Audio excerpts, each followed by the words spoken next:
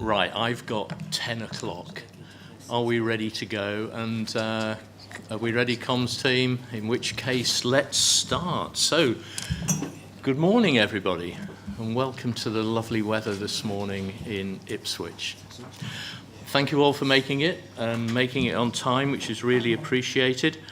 So this is the in-common meeting of the Suffolk and North East Essex ICB and the Norfolk and Waveney ICB. So our first in-common meeting in Endeavour House in Ipswich, and actually, rather sadly in many ways, although we look forward with excitement to the future, this is the last meeting of the Suffolk and North East Essex ICB in Endeavour House in Ipswich. So our next meeting in March will be in Norwich. And of course, in December, we had our last meeting in Colchester. Oh, was it November? Sorry, in Colchester. So we're sort of saying goodbye and hello to our new futures. The farewell tour. Yeah, farewell tour. Yes. Yes, I'm not sure that we've got that quite as organised as some of the pop stars do, have we? Anyway, welcome everybody. Welcome to. We do have two guests today. I see Andy's there. Welcome, Andy. And Molly Pillay will be joining us, we hope, also for the assertive outreach items. So, could a reminder to board members, if I may, that we are live streaming. And let's go straight on. I think everybody knows each other around the table. You've met many times now over the last 6 months, just not all in the one room. So I won't go round the table to save time. But apologies. I have Hein van den Wildenberg, Cathy Armour and Fran Weimark.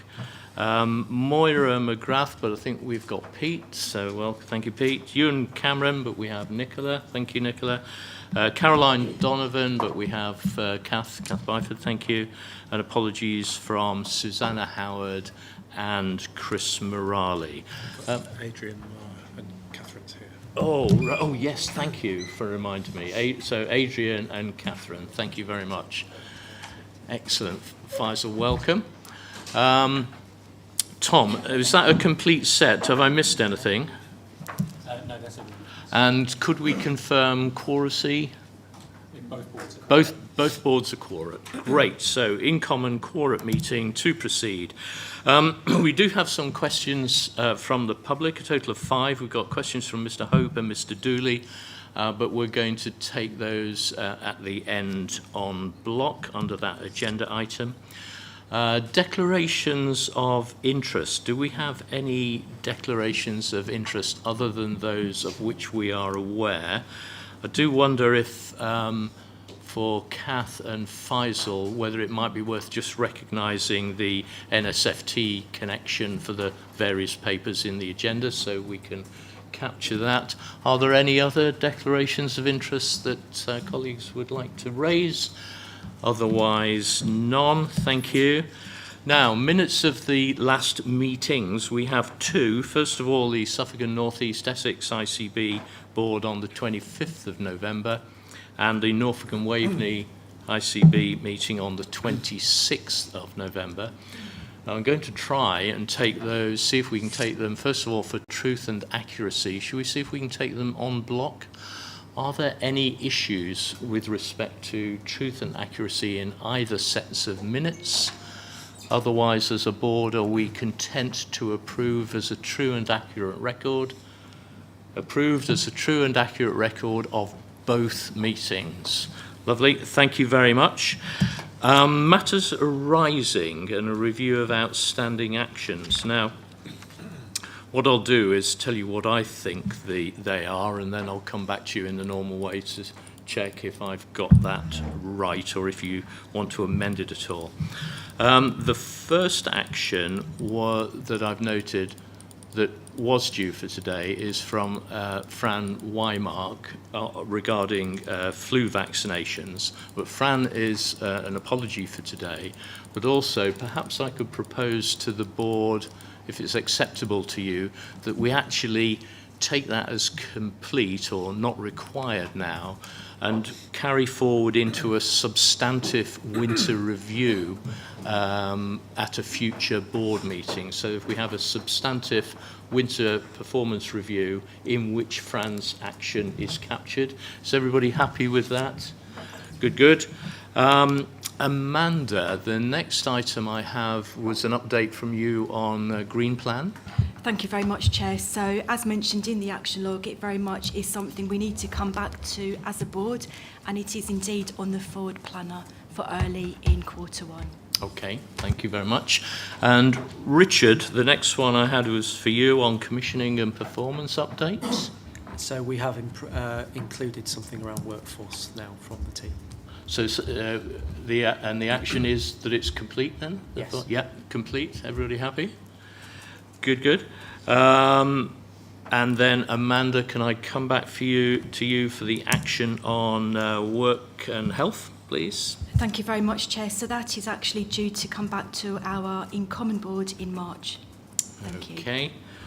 And then, Frankie, there was a research action for yourself, so over to you for that. Yes, we've added that to the forward planner, and from now on we will be bringing a fulsome research update twice a year. Okay, fantastic. And then the final one, I think, Maddie, could I come to you for a leader update, please? Yes, thank you. At the last meeting, we had a report from Wendy about learning from the lives and deaths of individuals with learning disabilities, and we were concerned about the rate of completion of health checks and associated plans. And I'm pleased to report that we are in Suffolk on track to ensure that above average national levels and target levels of plans, checks and plans with them have been completed. So at this moment, 95% of individuals have a plan associated with their check, and that we have taken further actions to support the quality improvement of those plans, and that we've been working with Wendy and Dr. Cargill to ensure improvements in access to the Oliver McGowan training, both online and in person. Thank you. Excellent. Thank you, Maddie. So, colleagues, first of all, on those updates, is everybody content with those as given today? And then, with respect to the fact that I claimed all the other matters arising were either complete or on the agenda or in the forward plan, is everybody happy with that conclusion? And then, with respect to the matters arising logs themselves, are you happy that they are complete and accurately captured the matters arising that you think they should have done? Everybody happy? All done? Wonderful, thank you very much. In which case, let's whiz on to item 6, which is the CEO's update. So, Ed, over to you. Thank you, Chair. Good to see you all. It's great to have the two ICBs together for the first time. So, firstly, a thank you. It's been obviously a very busy operational period. We had industrial action before Christmas, and it was managed, I think, really well. Across both ICBs and the trusts within the ICBs, we maintain 95% of planned surgery and treatments, which is very, very good for the patients, and an exemplary effort from all, so thank you. Equally huge efforts on managing the winter pressures, ongoing, but obviously during the festive period. A particular shout out to the Ambulance Trust, who improved their C2 performance by 9 minutes on the year before, and their hear and treat rates were treble what they've historically been, so getting up to 30% hear and treat rates both in Norfolk and Waveney and in SNE. For many years they've kind of hovered around 11%, so just to give you a sense of a step change. And particular shout out to Nicola and colleagues in West Suffolk, excellent UEC performance, so thank you. It's important, obviously, that we gather the learning from the period. I guess an ambition for next year would not to have a critical incident either within a provider or within the system, and we had both this year. So what do we do to avoid that?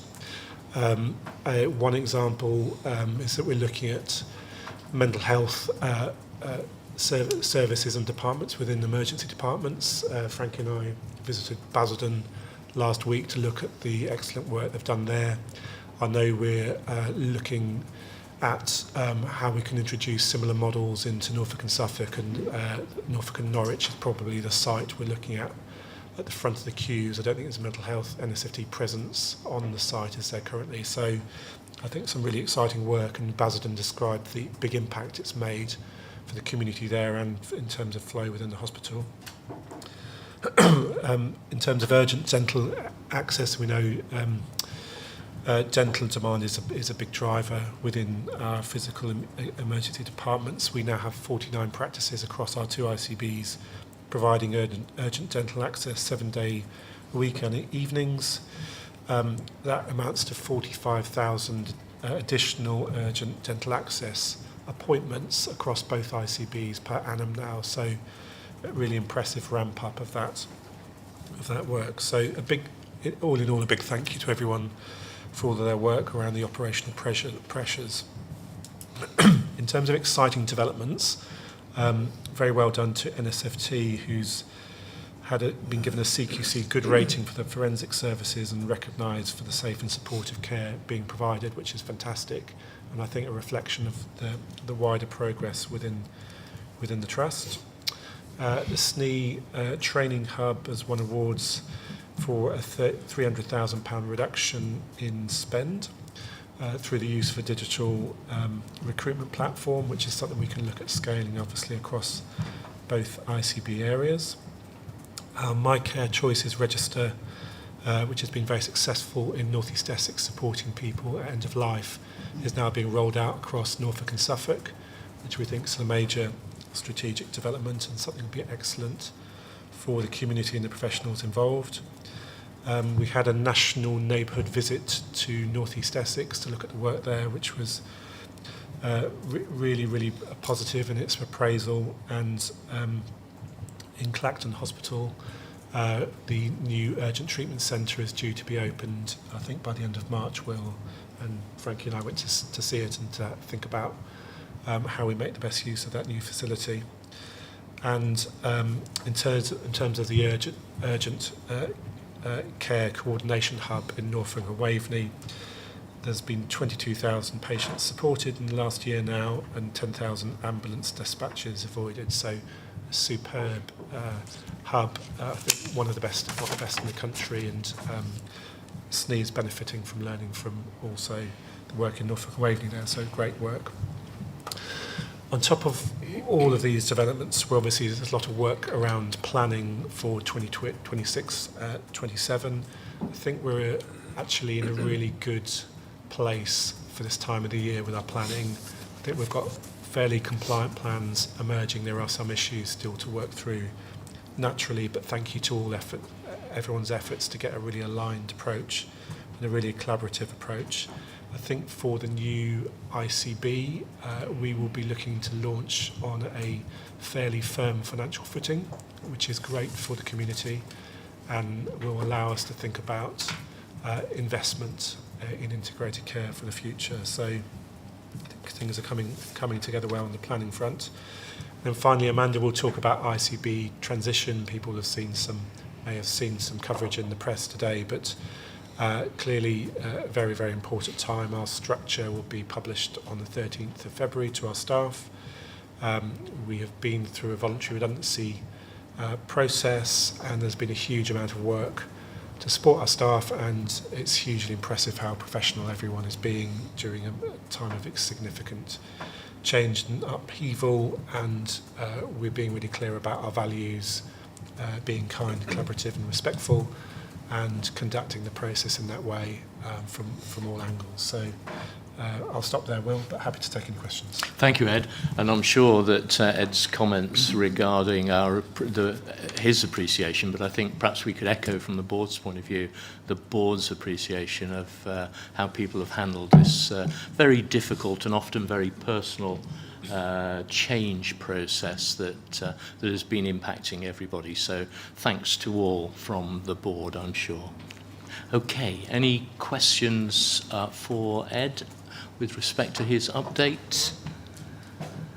And if there aren't, shall we move on? Everybody happy to receive and note? Lovely, thank you very much. In which case we move on to item 7, which is the assertive outreach item. And Lisa, I'm going to come to you to manage this item to its conclusion within the time allotted. Thank you. Thank you.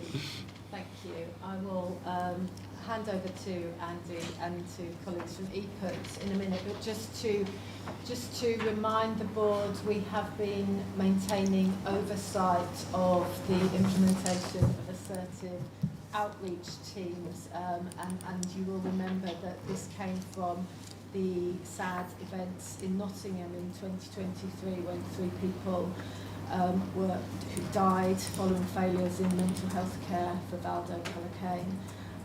There was an independent mental health homicide review which then highlighted systemic gaps in managing people, high-risk individuals who disengage from services. And then there was a letter from NHS England asking ICBs to maintain oversight of NHS Trust's review of assertive outreach functions, which we have been doing. And maybe when Andy and Molly have finished their presentations, we can have a conversation about kind of ongoing oversight of those arrangements. That would be really helpful.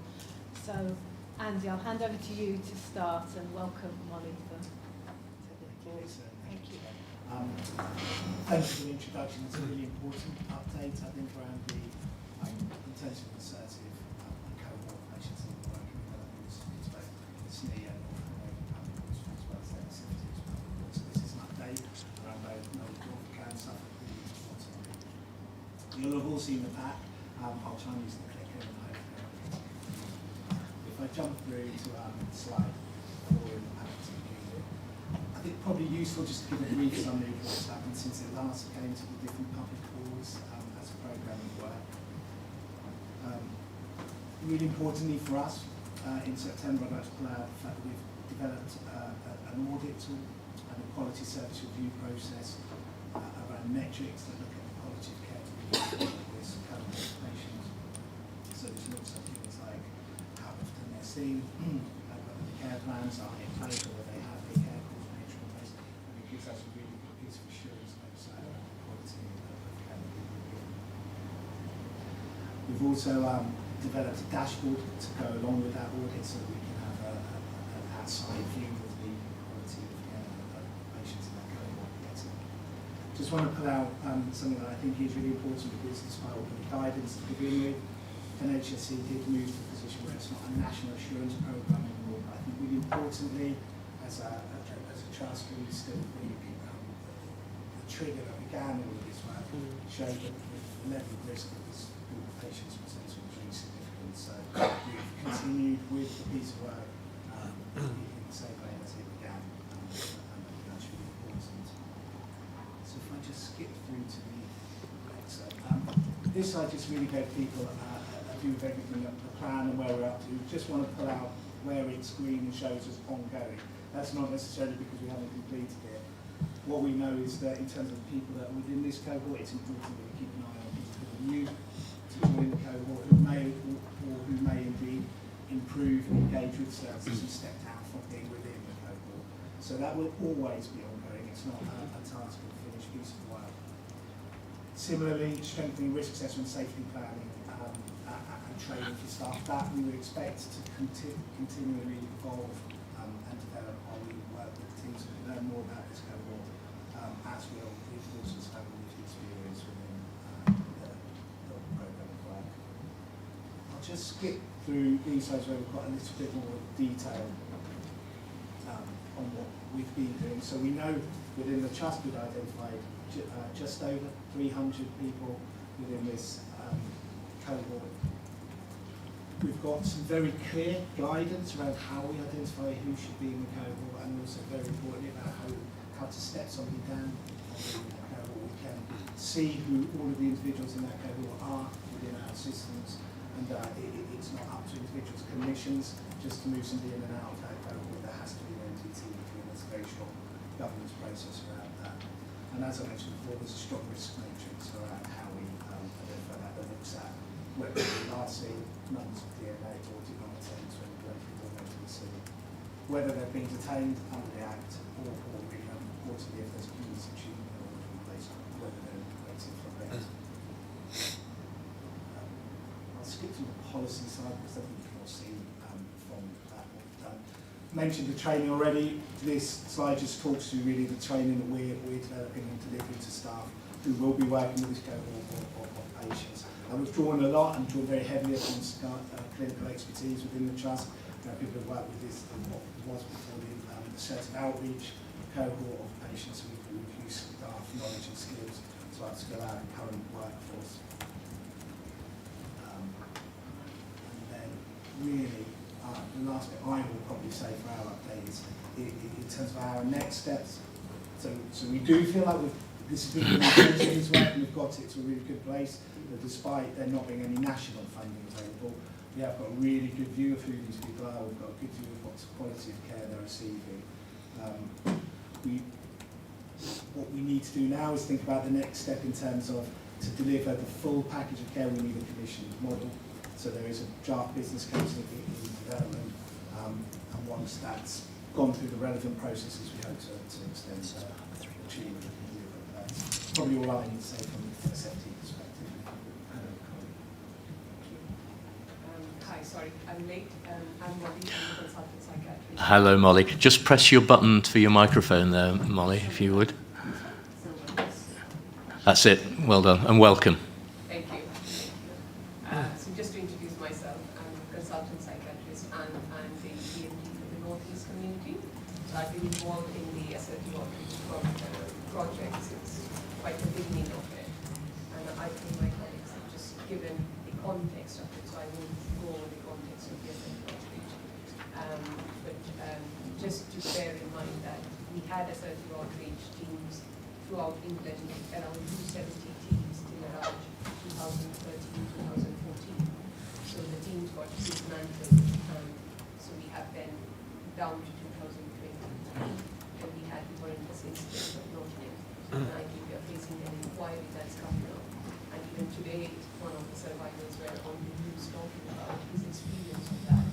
So just to bear in mind the utility of the assertive outreach team in the true fidelity model of how it goes, it really helped people. And I work as a consultant in the assertive outreach team, so I'm very passionate about the team and the kind of patients we help through preventive hospital admissions. So when the project team was put together, this was a mixture of the colleagues of EPUT as well as the ICB colleagues from Suffolk, NHS and Northwest. So it was a joint project looking at how we mapped out the current services that existed. It was of course very fragmented. Some places had a certain outreach team, some places had it integrated within the CMHTs. And then we looked at the existing services, the existing staff. Then we identified the cohort of patients, which was the guidance from NHS England. So throughout Essex, we had around 597 cohort of patients identified, going through the guidance of the patients who were psychotic, who didn't engage, all those criteria. We looked at some of the policies, we made changes on the policies, like the DNA policy was one of the really crucial ones, that patients are not discharged just because they DNA twice. So those disengagement policies were changed. So those were some of the action plans, which we haven't put on the slide because very conscious of the time. And then we had a presentation from a colleague in Cambridgeshire, and they have actually put together an assertive outreach team, and actually they have gone out for advert for assertive outreach team. So picking up from them, we decided that as part of the assertive outreach team project, we will put together an options paper. So an options paper to look at how does an assertive outreach team look like if we follow the fidelity model, which is a adaptability model, which is evidence-based. So how does an assertive outreach team look like if we follow that adaptability model? What would be the costing? And we looked at the option 2, which would be if we don't follow exactly the fidelity model, somewhere in the middle. And the third option is to do nothing, which is as it is now, the services as it exists fourth option was that which we are currently doing a community first, which is a project for transforming the community across the whole of Essex. The fourth option was to bring it along with the community first project and to look at how we use the neighborhood models, the integration with the PCNs, to then assertively manage the cohort of patients we have identified. So the options paper, I mean, I don't put it on the slide, but hopefully people have read through the options paper and the positives of it, and of course a recommendation on the back of it. So I think in absence of any funding, in absence of any extra funding, and the guidance from the NHS being that the ethos of risk management and managing the patients in this vulnerable cohort is done as part of this. I think the recommendation.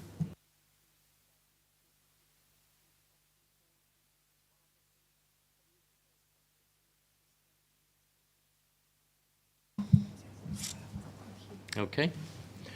Got one from Richard. Did you want to add anything, Lisa? I was going to invite Richard to chip in about the. Should we go straight to commissioning. Richard? thank Yeah, you. okay. And Janice, I see, or Elaine, Kath and Faisal, you might have some comments as well. Let's start with Richard. Okay, Richard. Sorry, Molly, I can't see you with the mic. Hi, both. Thank you for the update. Really, really helpful. I just want to give the board, both boards, assurance that within our, and you'll see it later, within our commissioning intentions and our population health improvement plan, that this remains one of our key priorities within our mental health and feel well section of the plan. Specifically for Norfolk and Suffolk, as we move into that new arrangement, as Rob's already alluded to, we have committed notional allocation of funding out of our growth for next year to work with the trust and partners on a comprehensive business case to manage this over the next few years. And for Essex, that obviously will be moving into the new arrangement, we're in conversations with our colleagues over in Mid and South and West Essex around how we can ensure that this is on the priority list for any investment that is made. But clearly from that perspective, that's a slightly different process in the future, as it will need to go through the new governance arrangements for the new Essex ICB. But huge thanks for all the work that you're both doing to keep this area moving forward. Thank you, Richard. Janet, shall I come to you next? Thanks so much, Chair, and thank you both. It's frustrating that there's no funding for this project, which I'm really pleased to hear that it's on our list of priorities. It's really important. I guess my question is, can you evidence that you reduce the risk from those cohort patients of harming themselves and others? Can you evidence that through the dashboards that you've presented? Yeah, you pick it up, Andy, if you're welcome. Can you hear me? Is it not coming on? No, but I can try and speak up. That would be helpful. Yeah, thanks. We've obviously got a bit of an IT challenge at the moment, but yeah, keep going. So in terms of the evidence, Thank you. Well done. Is that on? Is that on?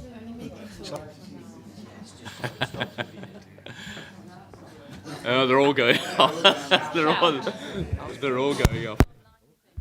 Hello? Hello? There we go. So I won't shout now. So it's a really good way of me deflecting from the question. So in terms of evidence, what would I say? I would say yes, in terms of we are now able to see, certainly through this process, that there were people in this cohort who perhaps didn't have the allocated care coordinators that we would expect them to have, who have now. We are able to see that they've got care plans in place that are current, of good quality, and we know how many people have got those care plans or where they're missing. We know that there's care, I think I said about the care coordinators. We're also able to see that they're seen much more regularly, and I think one of our biggest concerns is around how regularly this cohort engage with services, because it's that they don't necessarily engage in a traditional way, and they can very easily get lost when some of the other service users that we look after might be presenting in a way that makes them much more visible. So yes, in terms of we're assured we've got more contact, and the quality of the contact is better. I guess there is a much longer term sort of view that we need to take as a system, looking at whether we're holding that cohort safely long term. If that's Yeah, it sounds.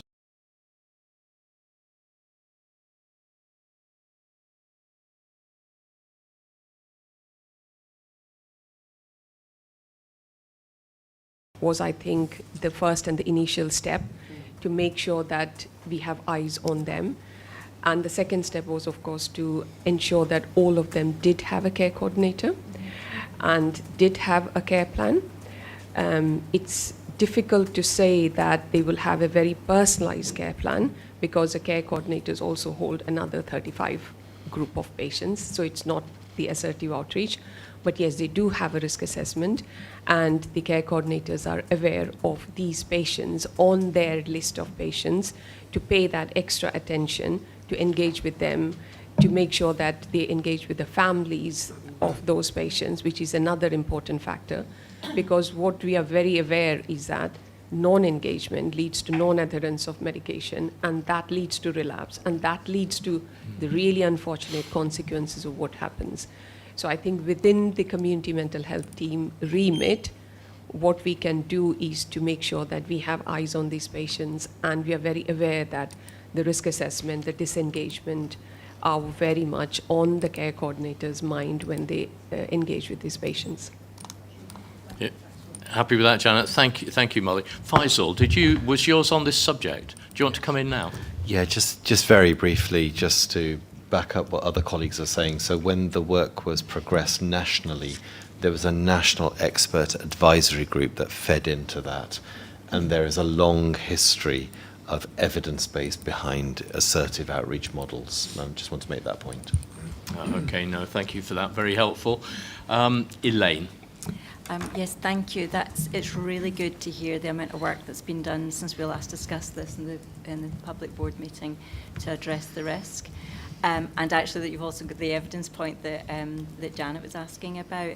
My question is really about the sort of ongoing oversight, particularly given obviously there's the funding being requested to do it more comprehensively. What's the mechanism as a board? I guess we can continue to stay cited on that the risk has been appropriately mitigated. And that might be one, I don't know, Lisa, maybe for a quality committee, but it's just a question around that. Should we take that as should we come back to you at the end, Lisa, with a proposal? Because board oversight and further reports to board and so on, we do need to know where we're going on that, don't we? Shall I come back to you at the end, Lisa, for that? Is that okay? In which case, let me then go to Pete. Thanks, Chair. I hope you can hear me. Yep. Yeah, I mean, I suppose what we also need to hold on our mind, because the driver for this, of course, was a tragedy. But what we also need to hold in our mind is this group are probably the group that experience the most health inequalities as well. Their length of life is often 20, 30 years shorter than anyone else. So it's not just about managing risk. It's also about supporting people that are suffering the most injustice in our systems. And it is ironic, isn't it, that the National Service Framework 28 years ago said we need assertive outreach services, and over time, through cost improvement plans, we've ended up, stripping them away. I think, Molly, I suppose there was a couple of things for me. One, obviously, I go back to the National Service Framework, the recommended caseloads of between 10 and 15 for this group, because it's not just about managing risk, it's about building positive relationships, isn't it? And that requires time. So, of course, it is a concern when you hear that a caseload of 35 is commonplace in the community mental health teams, which makes me think it is even more important that your Community First project really does speak to integrated neighbourhood health and care, and that we do have a movement which is about supporting mental health more commonly at place. And through a wider range of professionals. So I suppose what I'd be wanting to hear from you, beyond the work that you're doing through the programme of EPUT, is the extent to which partners in that system are buying into the need to support people at a local level as well, so that ultimately we are recalibrating the system and reducing the number of people that are in specialist mental health services. Yeah, do you have any immediate response to that, Molly? Can you hear me? Yeah. I just wanted to give an update on the Community First, because it looks like the assertive outreach team project is going to be subsumed into the Community First. And I guess that's the that's the only way we can manage the assertive cohort of patients without an extra funding, as we know. So there are different work streams within the Community First transformation. One of it is standardizing community mental health team to actually understand what is the meaning of community mental health team, what is a remit, what is a function, because I think it becomes a bit of a dumping ground for community mental health team. So that's one of the work streams. And of course, the other work streams around demand and capacity and how we arrange, other functions of the community mental health team.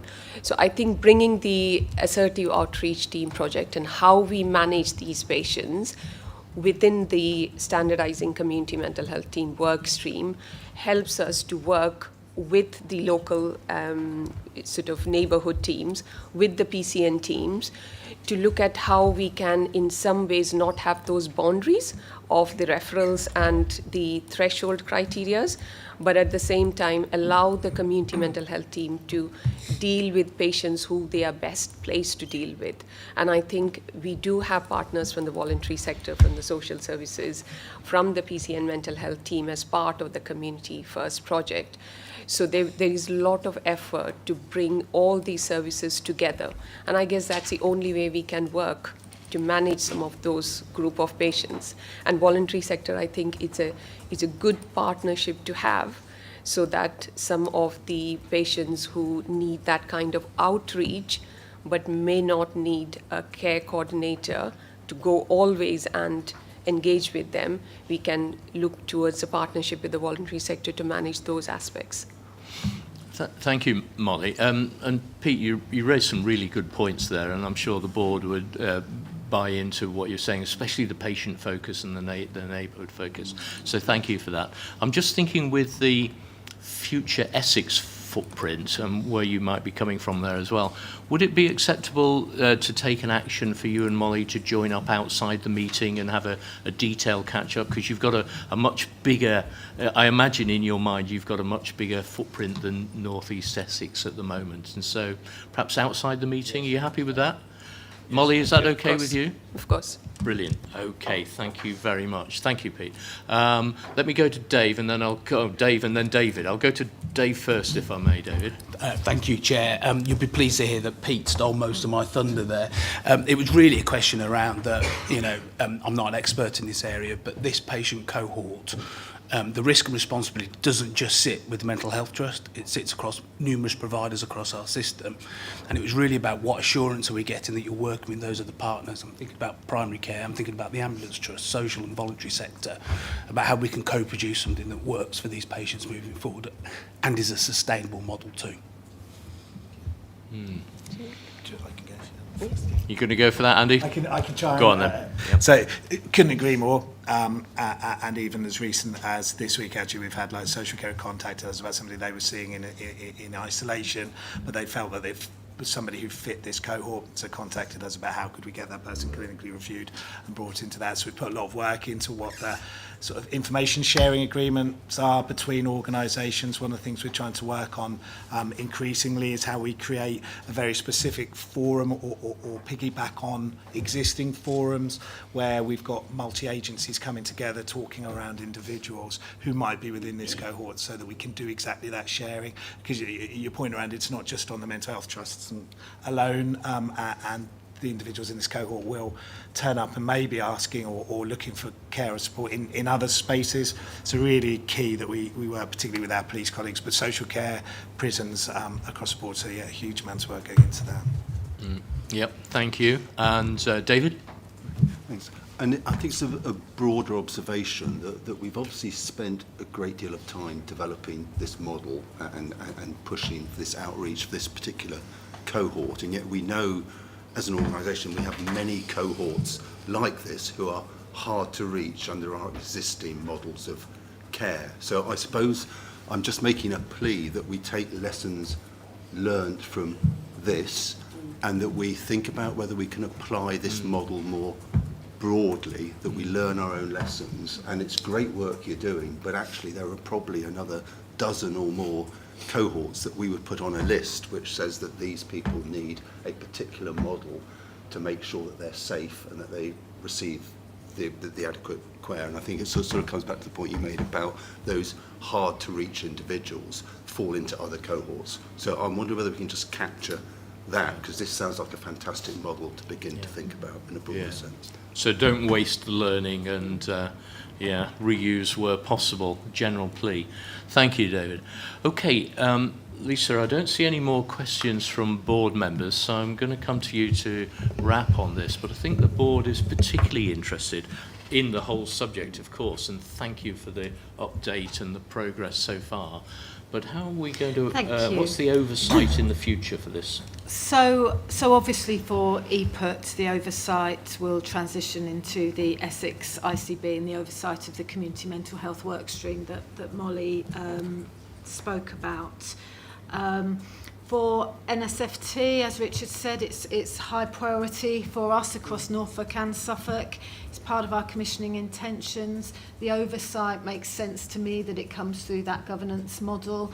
I do think, as Elaine said, sorry Elaine, lost you, we should bring a review through Quality Committee, because there is the commissioning arrangements and then there is the assurance around public safety and as Pete said, the quality of people's lives who are part of that cohort. So let's I think both would be good. Okay. And future update to board on progress? I would imagine that Quality Committee could update, but also it will be part of the governance from the commissioning intentions that will come through. Okay, happy with that? Yeah. I think, Rob and I'll talk offline, I think once we've got into a position with the business case, which I'm not putting a defined time on at the moment, so we need to get it right, then we would take that through probably Strategic Commissioning Committee, aligned to quality from the broader sense of what's happening, and then if the board wants a collective update, but if we can share, if Lisa and I and Anne can take it offline to agree when the appropriate time would be. I think board would really appreciate that, Richard and Lisa, so thank you. Let's take it through that governance route. Everybody content? And shall we say to Molly and Andy, thank you very much. Thank you for your time this morning. Thank you for the work. Keep going. And we look for, is there an action to vis-a-vis Essex as well, Lisa, just to advise future Essex ICB around it? Can you take that as an action? Yeah, that's great. Just so that we get that continuity of governance over the future period of change. Okay, great. Well done. Wonderful. Thank you very much. Thanks a lot. Thank you. In which case, let's move on, colleagues, to item 8, the ICB Cost Reduction and Transition Programme update. And Amanda, I'm coming straight to you. Thank you very much indeed, Chair. So I think there's 4 or 5 key updates I would like to inform our boards on this morning. And the first is an update on where we are with the voluntary redundancy scheme that we launched just before Christmas. On the back of that, we actually received 312 applications, and all applications were considered by a panel over 3 days. That piece of work has now concluded, and we now are working through any appeals, which will be held tomorrow and on Wednesday.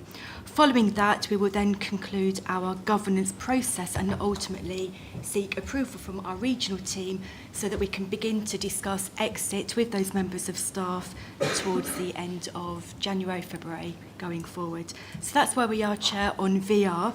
And then if we Amanda, apologies to interrupt you.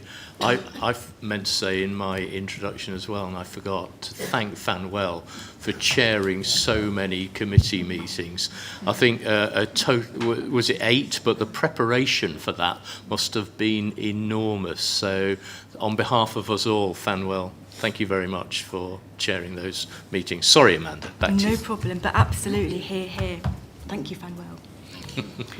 So moving on to the wider consultation, we know that we began a consultation with our workforce, which concluded at the beginning of January. And in response to the 55-day consultation, we actually received nearly 800 pieces of individual feedback from our current staff across both ICBs.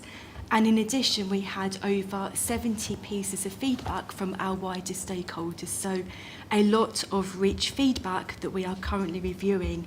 And indeed, that feedback will inform our final structures, which, as our Chief Exec mentioned at the beginning of our board meeting, we will be launching and sharing the outcome of our new structures and next steps with our wider workforce on indeed Friday the 13th of February. So lots of activity as we head towards the 13th of February, but we anticipate that any recruitment, and there will be a lot of recruitment, will probably commence towards the end of February. So that is where we are in terms of our consultation. And then if we move on to the wider merger and transition, we continue to meet as a committee and we have representation from the board.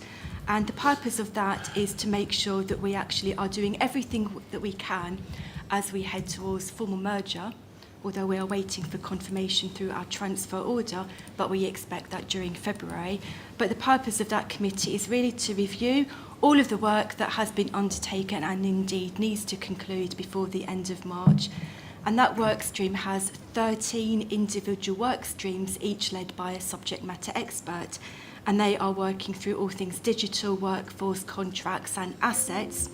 And the outputs of all of that work not only goes to our Committee for Assurance and Oversight, but also we have to feed into our regional team because they need to make sure that we are on track and indeed have the level of confidence ready for the 1st of April. And to support that, they have a number of checkpoint meetings, and in total there are 4, and to date we have been subject to 2 of those. And I'm pleased to report to the board that we have had positive assurance thus far on our readiness. But we have lots more work to do, but I'm quietly confident that we will continue at the pace required to get through to the end of March.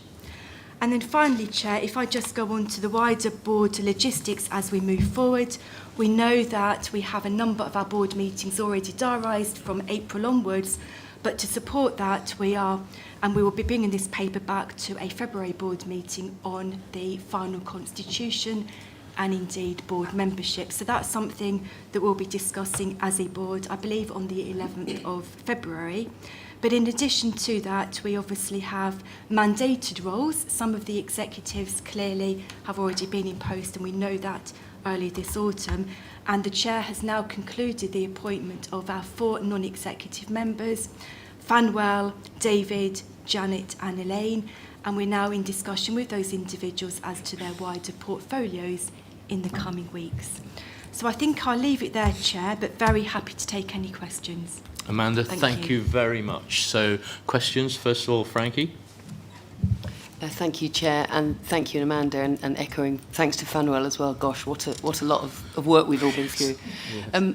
I just wanted to highlight that I think in an ideal world we would have undertaken public engagement, but the timescale and the necessity has meant that we've had to do this and we've had to get on with it. And I did want to just reflect that, because I think we would have all preferred to be able to take more time over this and engage with our public. However, we have also undertaken a full equality impact assessment and quality impact assessment. And I just wanted, it's within the report, but Amanda didn't highlight that actually we have undertaken that process using our staff involvement and staff reference groups as well. So I think that has been a really vital part of this work. Thanks for flagging that, Frankie. Thank you very much. Fanwell? Thank you, Chair, and thank you, Amanda. I also wanted to just add to the comments already made, particularly, some of the focus that the panel did. It was important, I think, throughout the process that, the panel paid tribute to all the colleagues who have put themselves up for this process. No doubt this probably would have been one of the most difficult decisions that, colleagues have made. So we did acknowledge that throughout the process and said, as much as, we are being mandated nationally to do some of this, but it's colleagues that have, led to some of the positive work that we continue to talk about. And so we were very much alive to that, throughout the process.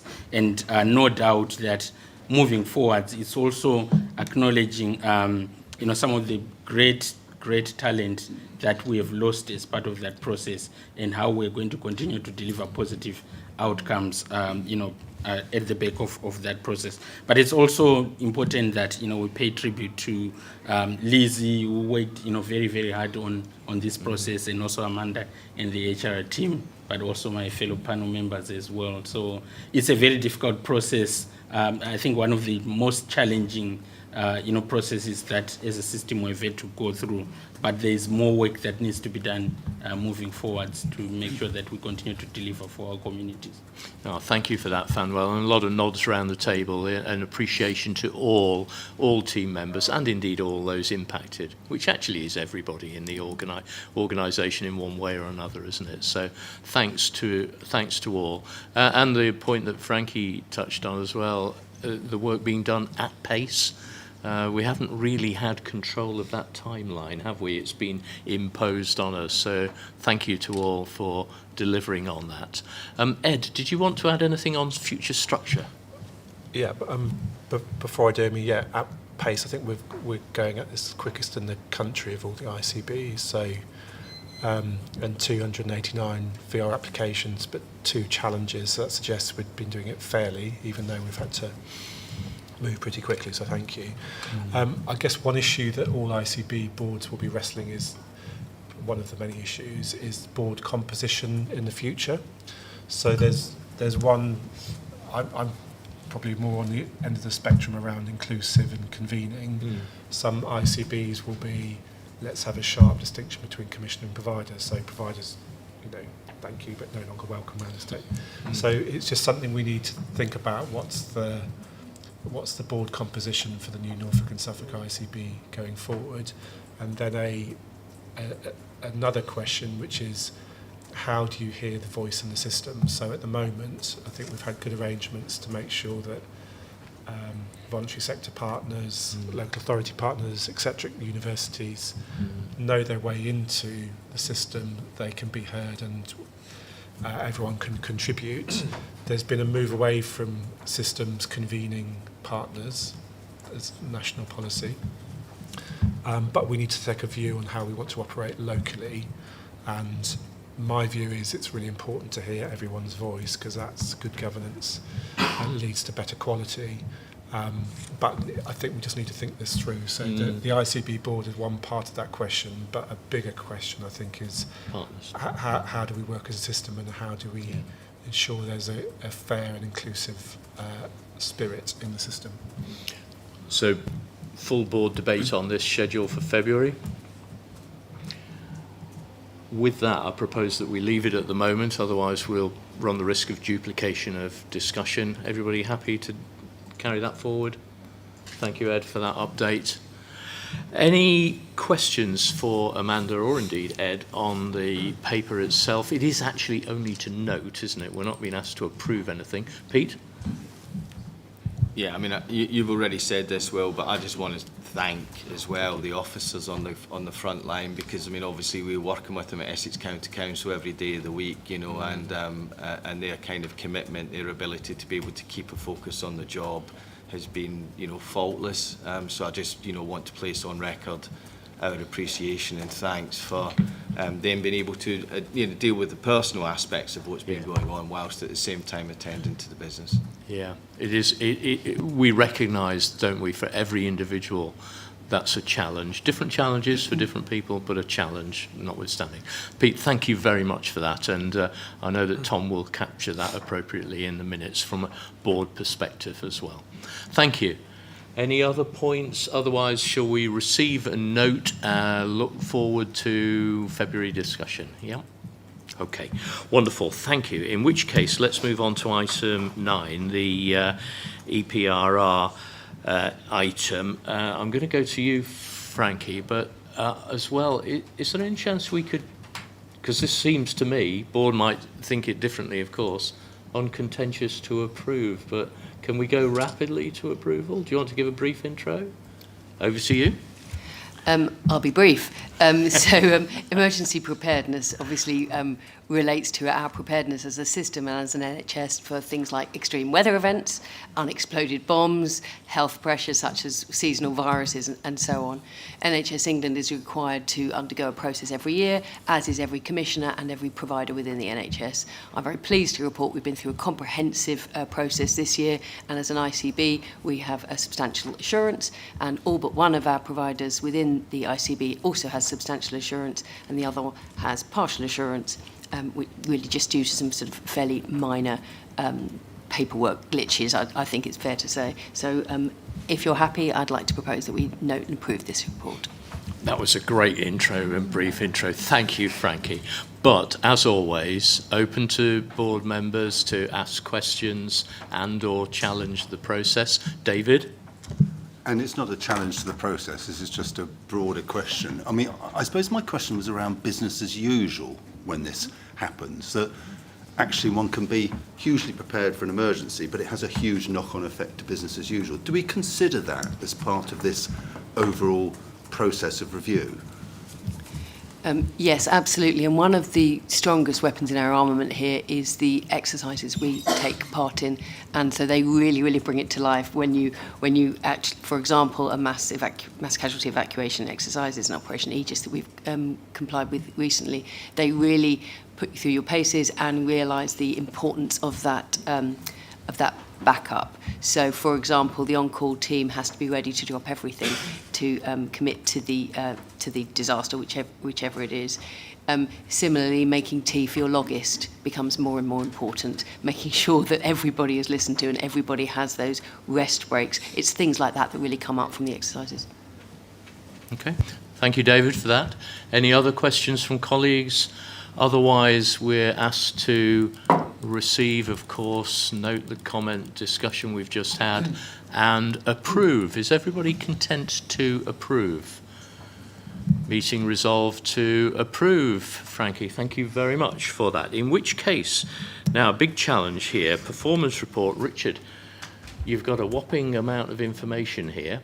Thanks, Chair. Over to you to deliver that in an appropriate and understandable way. So, thank you. So there you go. We'll be going for about an hour and a half, joking. So you, as Will has said, there's quite a comprehensive pack for both ICBs, so I'm not going to attempt to go through every single detail of it. So I'll just give you a sense within each of the ICB what's going well and where we need to make further improvements, and then colleagues can come in for their respective areas if I've missed anything, and then we'll open it out, Chair, if that's okay. Yep. So if we start with Norfolk and Waveney ICB, just to say in terms of oversight, Hein unfortunately can't be with us today, but we've, as our chair of our performance committee in Norfolk and Waveney, but we had a comprehensive overview of what's happening within our performance areas and our BAF. So I'm just going to pull out some of the specifics. So in terms of what's going well within cancer, we have seen improvements in 28-day faster diagnosis standard, and One Trust Norfolk and Norwich is now meeting, which is great, but more work to happen with our other sites. I'm sure Mark will say more, but GP appointments are above plan and our dental provision is in a stronger place, so that's really good news. And also just to flag specifically mental health out of areas and flow more generally in Norfolk is in a much stronger position. Huge thank you to NSFT for the work that's happened and partners over the last few months, because given the historical position we've been in, particularly around out of areas in Norfolk, that's a real improvement. Oh, should we bring Kath in? Yeah, absolutely. Come on, Kath. Just a quick comment. I feel that it is an appropriate boast. We are down to 0 inappropriate out-of-area placements for NSFT across both Norfolk and Suffolk. And for context, in June, we were at around 50. So these were 50 people who it was determined should have been cared for in our local beds, but we weren't able to simply because of capacity. So there's a poor experience for the individuals and their families because of travelling challenges for some, but also financially significant because every single person has a day rate, and that costs us. There's a lot of Norfolk and Suffolk pounds being lost into the private sector. So I'm really proud of that. It's going to be a lot of work to sustain it, don't get me wrong, but that's the basis of our transformation programmes in order to make sure the right people receive the right care in our beds when they need it. Thank you. That's a great update, isn't it, Richard? I see Well said. Faisal's hand came up. Should we go to Faisal as well? Go on, Faisal. Just very, very briefly, and just for a very live contextual update, the reason why I was a couple of minutes late entering the room was, as we sit here today, there's a 4-day admission and discharge policy workshops that are going on in NSFT with partners around flow and discharge planning. So there's a lot of work going top down and bottom up, looking at our systems and processes.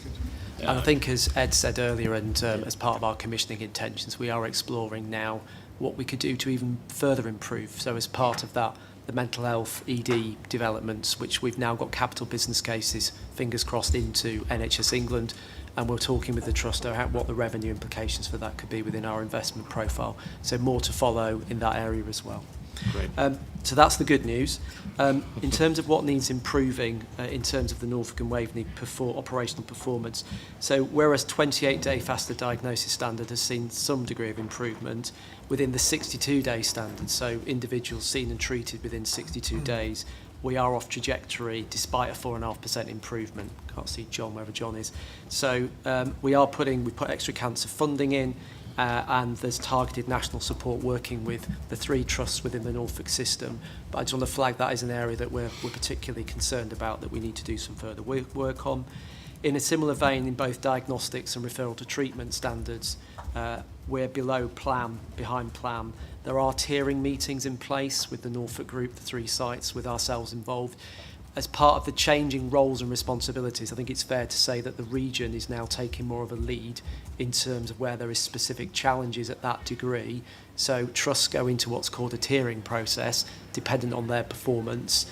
Where you're in tier 1, it's national support. Where it's slightly below, but still not too bad, it's with the region at tier 2. So we're supporting region, but it's very much now being driven and led by the regional teams in those areas. The good news is that the national team has made available something called elective sprints, which is additional funding and capacity, particularly to support trusts on reducing those who are waiting more than a year for treatment. And the Norfolk group has put in a significant set of plans, reasonable plans, I think, to actually clear more of that demand out, which is really good news. Just briefly turning then to urgent emergency care, I think it's fair to say, and this will be consistent into the SNE system, that we've seen persistent ambulance handover delays and 12-hour delays. Mark may say more when I stop talking, as it's Mark taking the lead in this area. And that's particularly even since the data in the PAT, which is delayed, obviously it's October data, through the Christmas and January period, that has continued. We've got particular challenges, as I say, around those delays. Even as Ed said, despite some of the improvements we've seen within the ambulance trust around their hear and treat standard and CAT 2 standard. And then briefly within children's and mental health, we are below plan around the access standard. So there's a national standard around children accessing mental health. Some of that is data related, but we really need to get an understanding with our providers around what more we may need to do in that space, and that's a particular priority for the next financial year. And then just turning to Suffolk and North East. Should we just pause there for a minute, no Richard? problem. Just keep so people can keep it in the. I give you a break as well. Mark, did you want to add anything to Richard's comments there? Thank you, Chair. Yeah, I'd like to emphasise really, data on a page doesn't really tell the story of what it means to our patients and residents. And if we take the C2 performance as an example, the Category 2 ambulance performance, this is for chest pains and suspected strokes and things of that nature. The national target is at 18 minutes. We are currently delivering 45 minutes or thereabouts, and I know they're stretch targets that are set, but I wouldn't want anyone. It's good to see the improvement year on year, and it's great that the system is working together, but we've still got a lot of work to do. And but I am grateful to colleagues because, particularly when many of us are on call, we know just how intense those pressures are when at 2 a.m. and calls trying to discuss ambulances queuing outside hospitals. So we know there's a lot of work that's gone in to try and improve that performance, but still quite a bit to do. No, thank you for that, Mark, and good point, well made.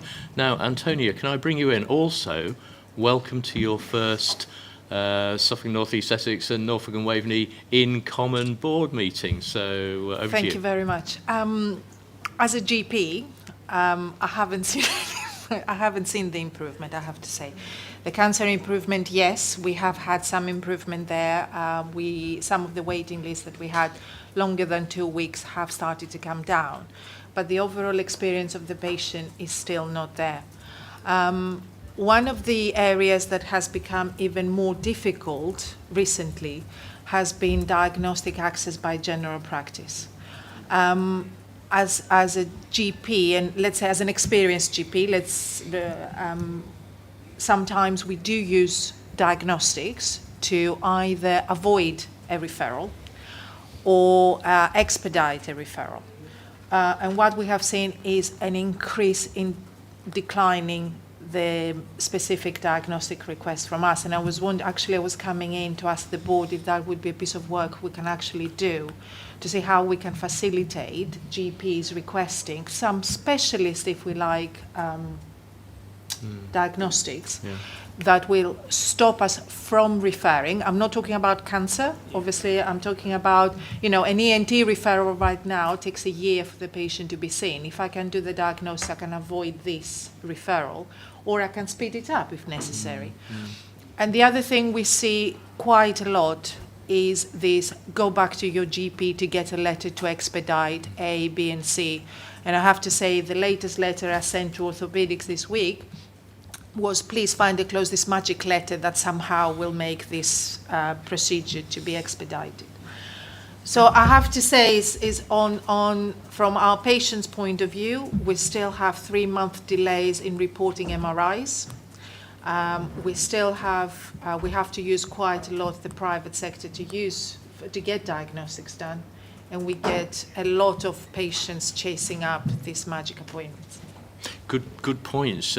Richard, I'll come to you for a response, but there might also be something you want to pick up with Antonia outside the meeting, there's maybe. Quite a bit. Yeah, so I know, Antonia, you raised it previously, particularly around the diagnostics, which Frankie and I were picking up with the Trust.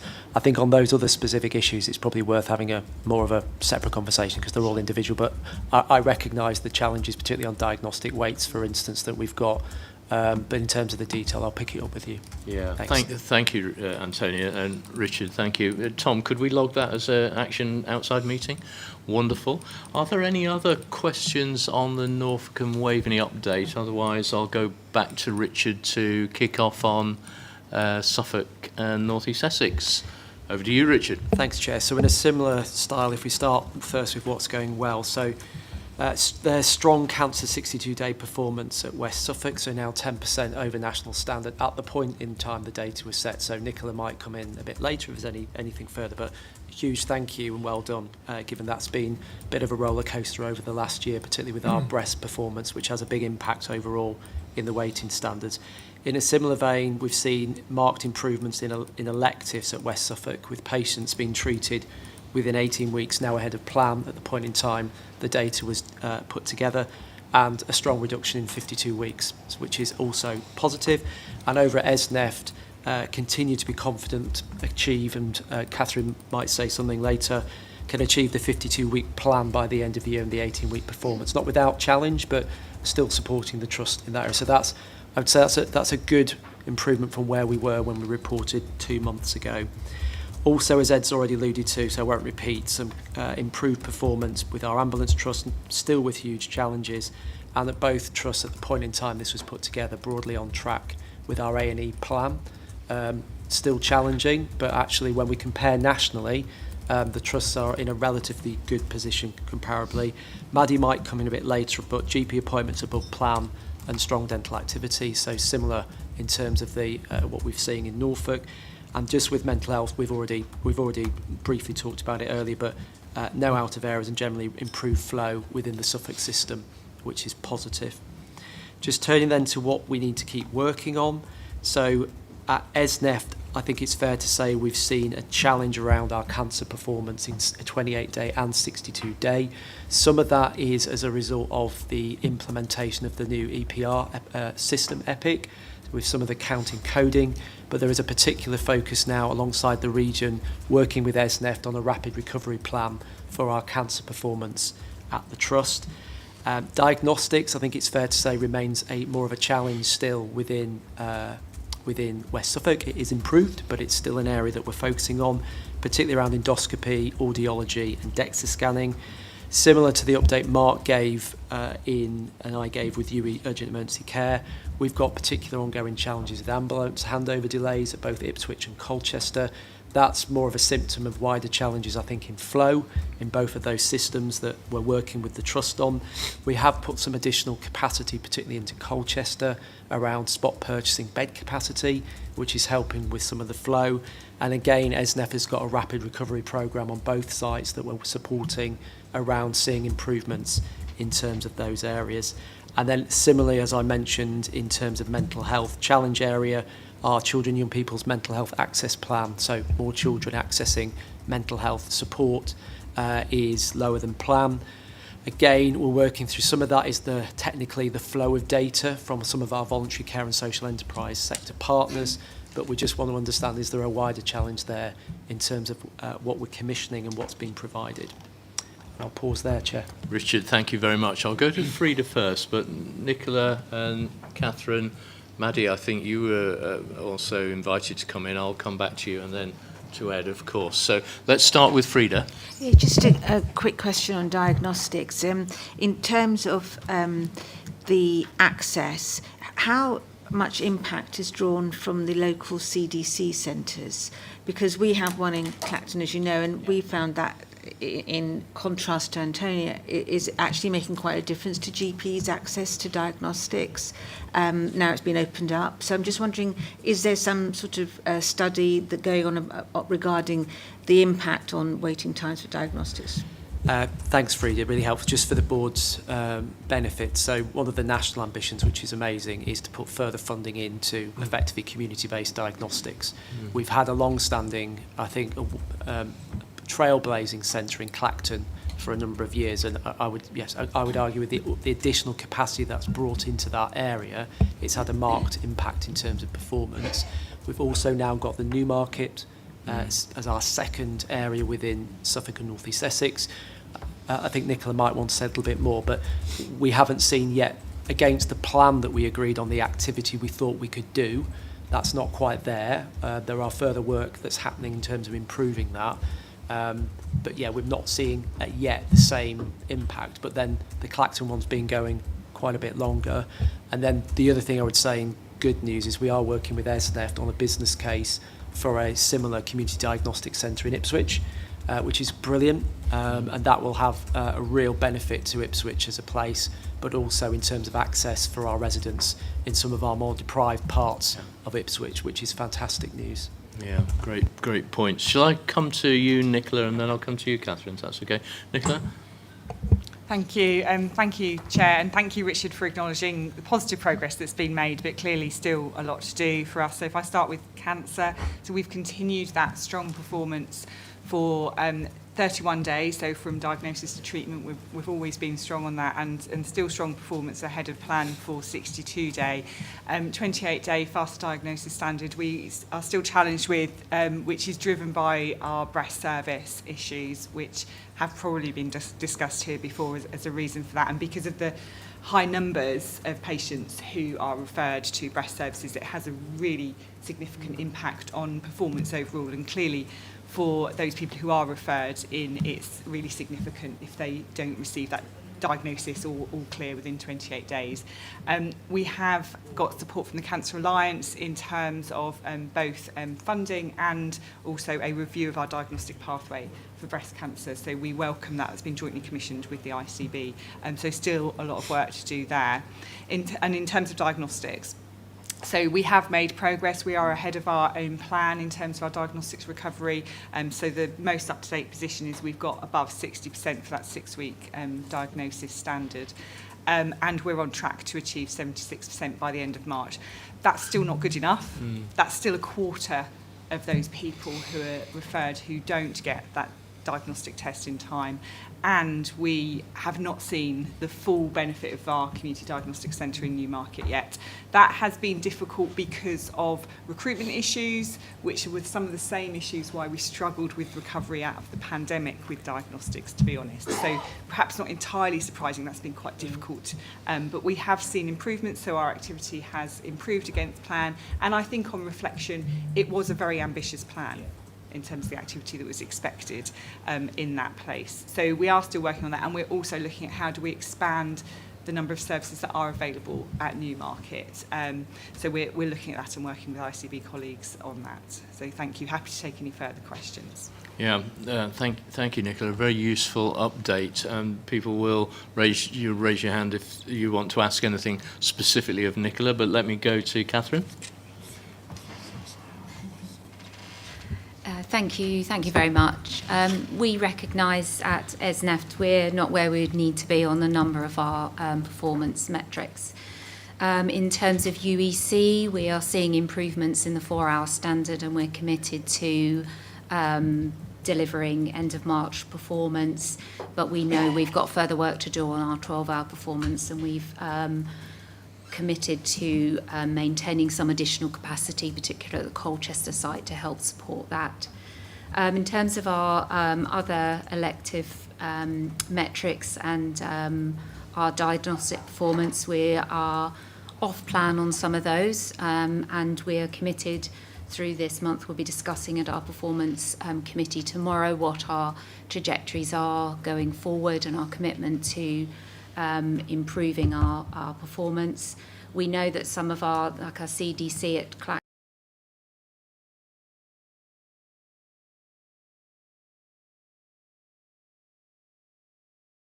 our ultrasound pathway, which we're working on.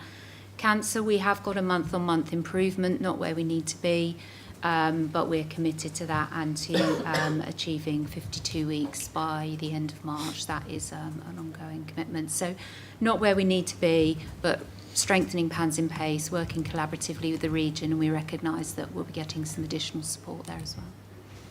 Okay, thank you, Catherine. What I'm going to do, Maddie, I'll come to you next, then Elaine, and then if I come to you to wrap, Ed, is that okay? Maddie. Thanks very much. I won't go back over the numbers. Richard has given an overview, and you can see the detail, excuse me, from pages 99 to 109. But I wanted to pull out just 4 things. The first, in terms of primary medical care, as reported, the overall position is good, but our focus is on where there is variation in access and experience of patients and in outcomes, and you'll see practices, the small number of practices that we're working with to support them in reducing variation. In terms of dental, as Ed reported at the start and Richard further stated, the actual volume of provision that we now have is very positive.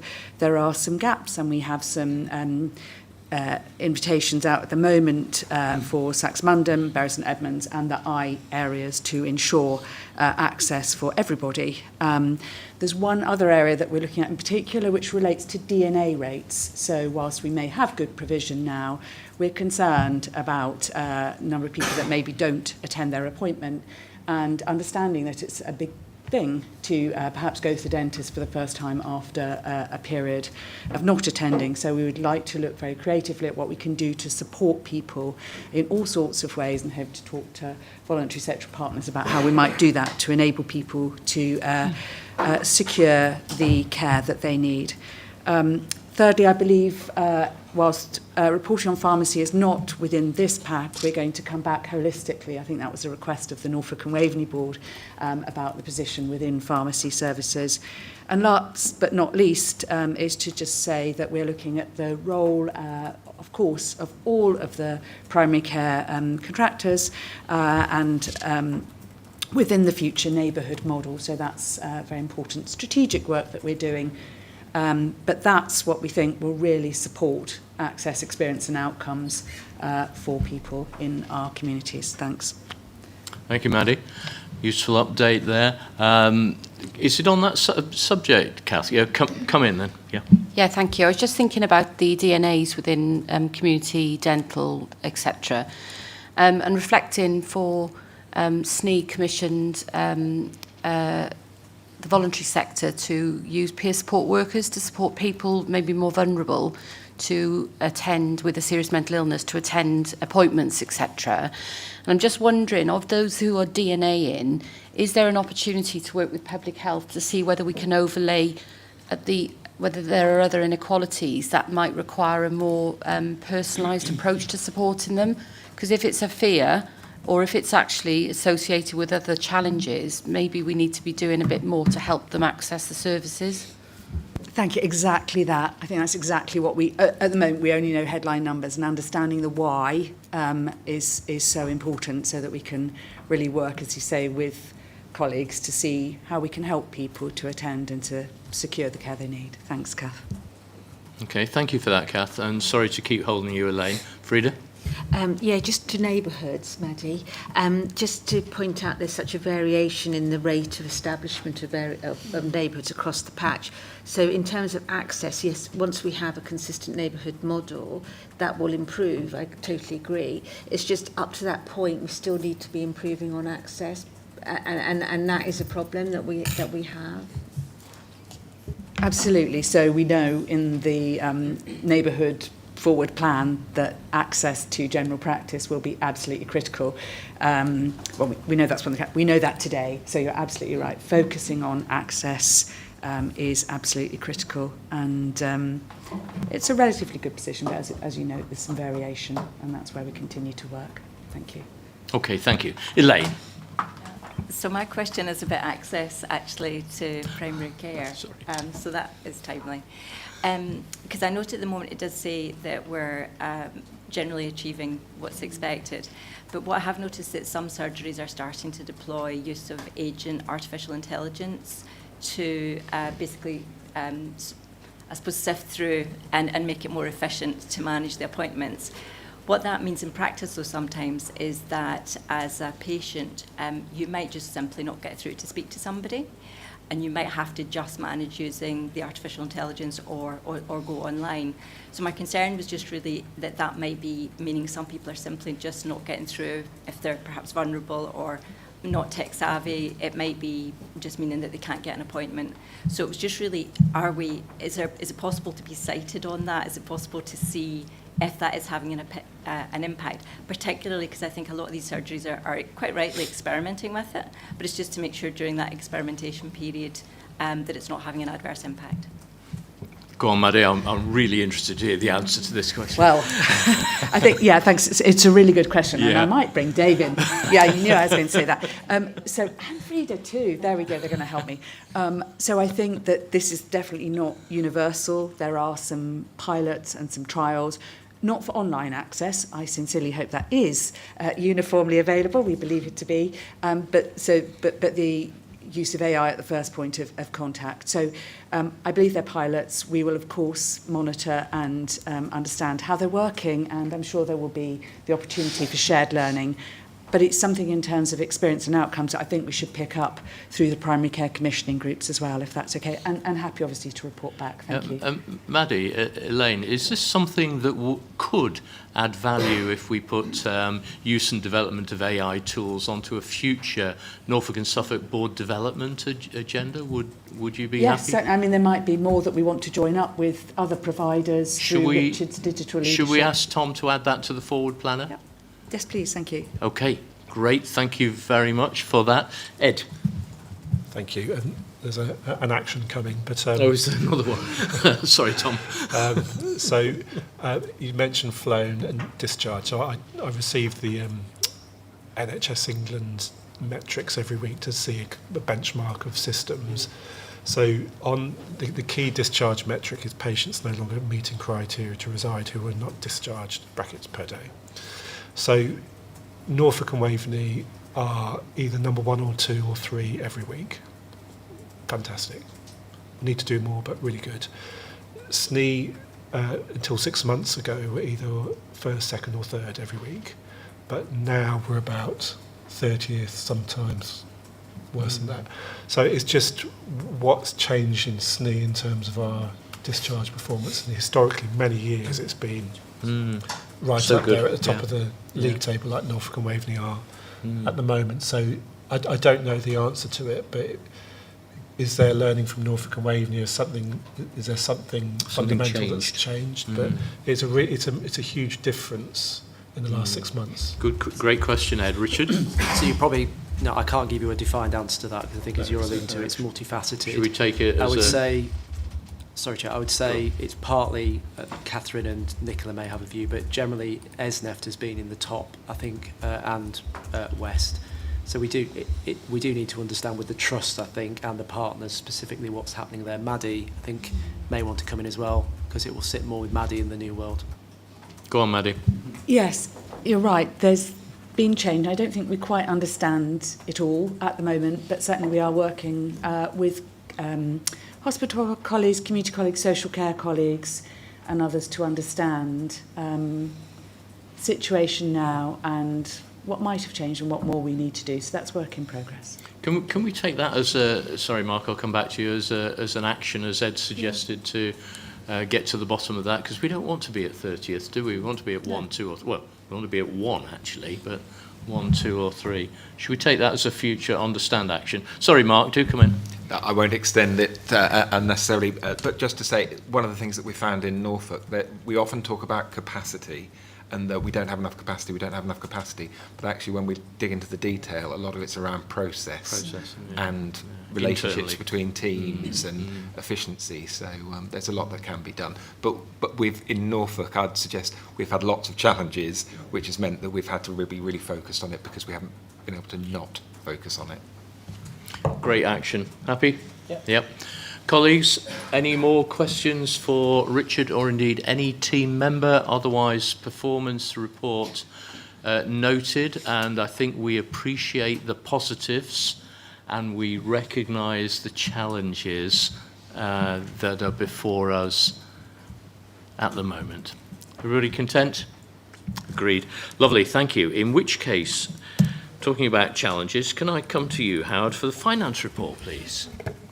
Yes, thank you, Chair. So I will give a summary of the Norfolk and Waveney system first, then the Suffolk North East Essex, and then just give a brief update of where things are sort of landing with respect to 2026-27 planning. So Norfolk and Waveney first, a reminder to the board that the Norfolk and Waveney system has a break-even plan across all its providers and partners after receipt of £41 million of deficit support funding spread across the Norfolk group of hospitals and NSFT. So effectively that means that the system has a 41 million deficit effectively, which is supported by that funding. As at month 9, that's the period up until December, the Norfolk and Waveney system is currently sitting at a £12.3 million deficit. That's 8.9 million adverse to plan, and that deficit is all with the Norfolk group of trusts, mainly the Norfolk and Norwich, but also the Queen Elizabeth Hospital. And then recently, the Norfolk Group had been flagging a likely 5 million adverse position to plan at year end, which they thought would have required ICB support to resolve. After which we kicked off a whole process which went through Finance Committee last week, and that process included an independent review of that Norfolk Group position. And that combined with the receipt by the trusts of some additional funding for industrial action and also for the PFI. Basically, the Norfolk Group have agreed that there is now no requirement for additional system support, and a view that was supported by the ICB financing common last week. With respect to the ICB position itself, very pleased to report, I think we've had a very stable few months now with respect to delivery of SIP planning, but also in terms of some of our key risk areas, such as continuing healthcare, prescribing, etc. So I'm very confident that the ICB itself will also deliver a break-even plan for this year. So I'm pleased to report really that Norfolk and Waveney are fully expected to meet the plan for 2025-26, both in aggregate and by organisation, which is obviously good news. And on the back of that, I've also written to NHS England to request withdrawal from the triple lock system, particularly bearing in mind that that's going to be ceasing in 2026-27 in any case. Position for SNE is... Should I just pause there? Absolutely. Just to help with focus, if that's okay, Howard. Any questions on the Norfolk and Waveney position, as Howard has articulated? Janet, did you want to add anything from those finance committee meetings we had last week? Yes, so last week we had joint finance committees. Hein and myself chaired those meetings, and we're very pleased with the position in Norfolk and Waveney. We're appreciative of the regional support that they've given us through reviewing the deficits, and I think I also need to say something about the real success on the SIPs in Norfolk and Waveney, and I'll say the same in Snee. That is not without challenge for all staff and operational leads, and obviously the finance department have supported that, so it's just really pleasing that we've got to this place. Okay, thank you very much.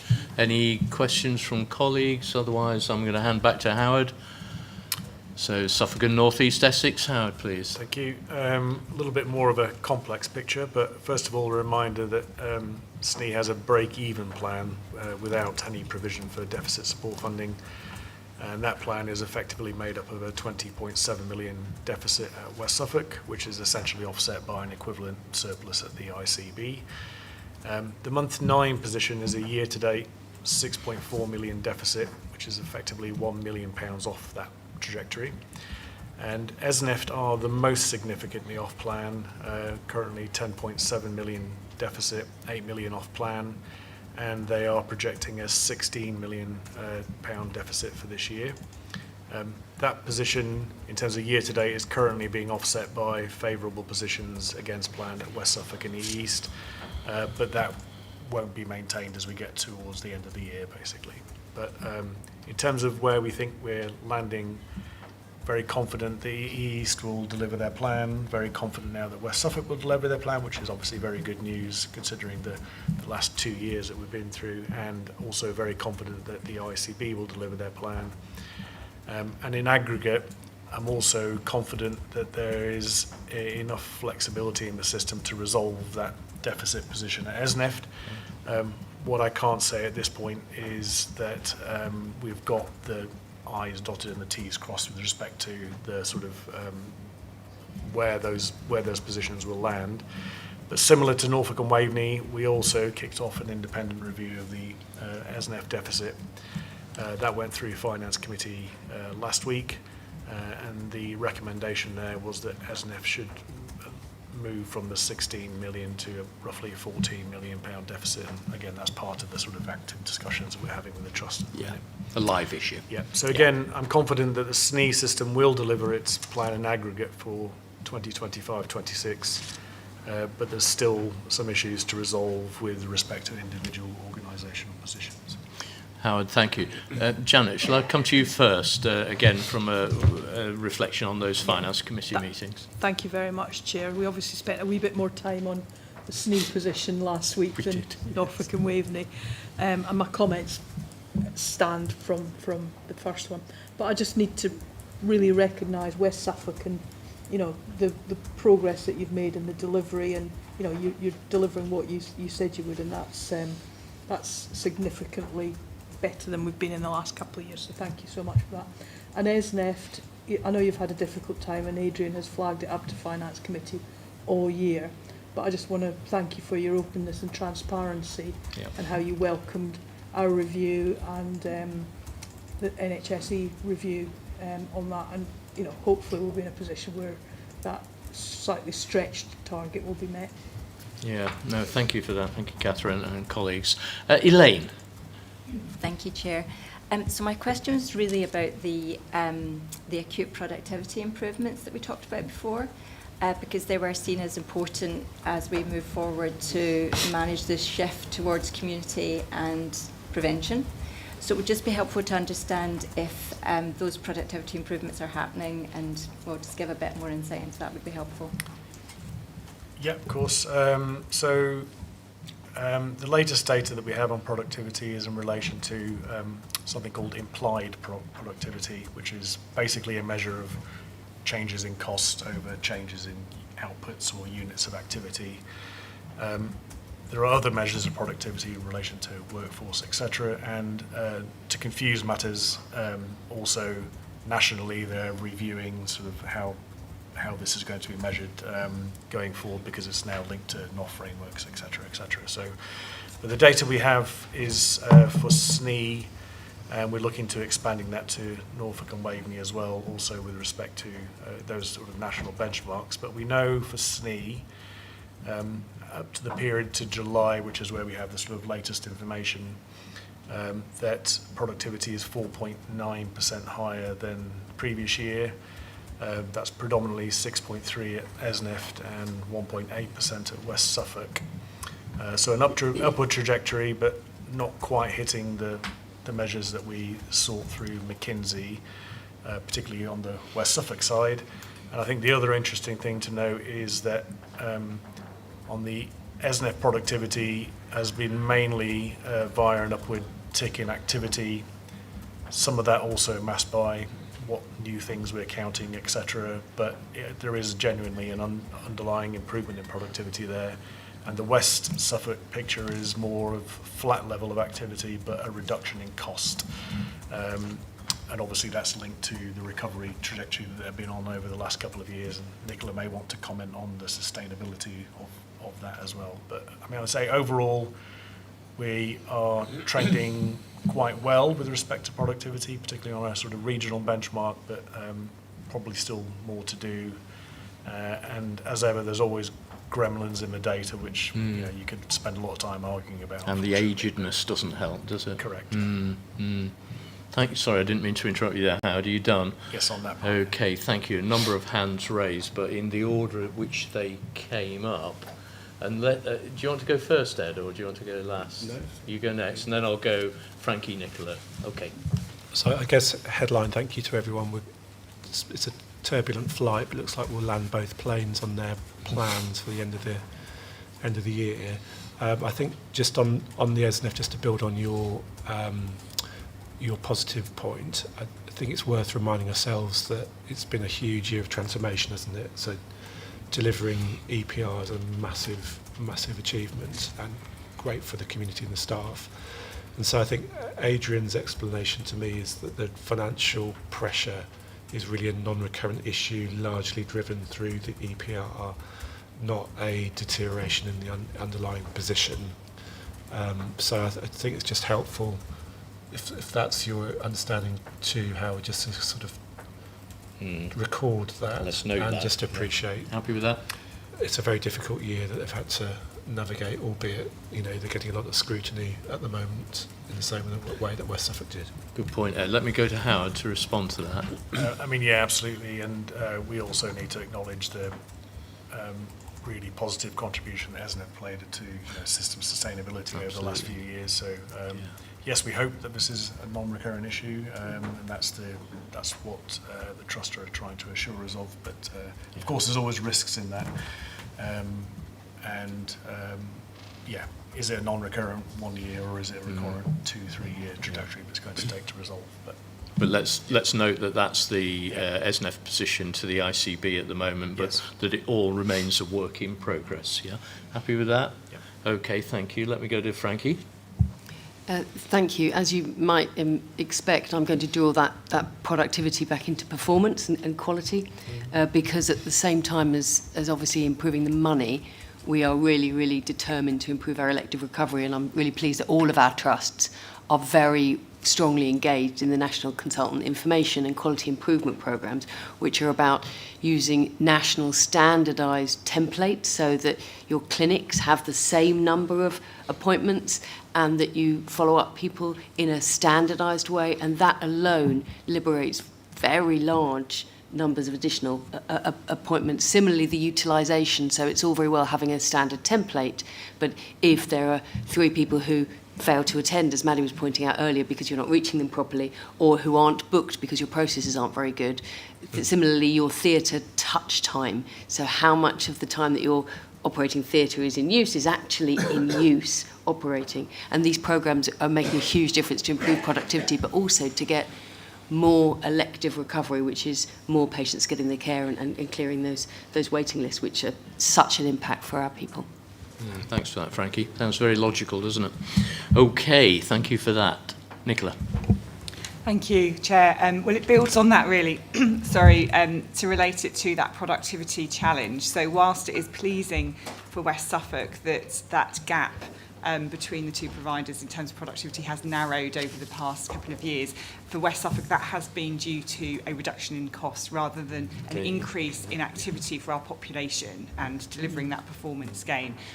So it's not sustainable as an approach. It was necessary, and we are very appreciative of the support and challenge that the system gave us around that. But that approach of just cutting costs is not sustainable. And when we launched our SIP programme last week as a trust with our wider leadership team, the focus was very much on how do we create more value for our community.